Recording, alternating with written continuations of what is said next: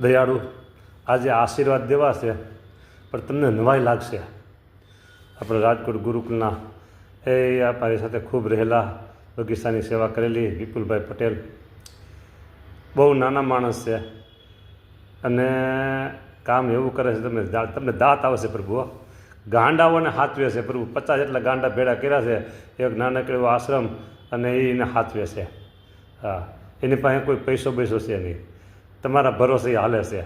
એક ગાંડાને બાંધી રાખે છે, એક ગાંડું નમાજ આખો દી પેઢા કરે છે, બાકીના 48 ગાંડા છે એને બધા હાચવવાના ખૂબ. હા, એ સેવા તો દાદ માગી લે એવી સેવા કરે છે પ્રભુ. હા, તો દયાળુ, એને આજે જન્મદિવસ છે વિપુલભાઈનો, તો એવા આશીર્વાદ આપો.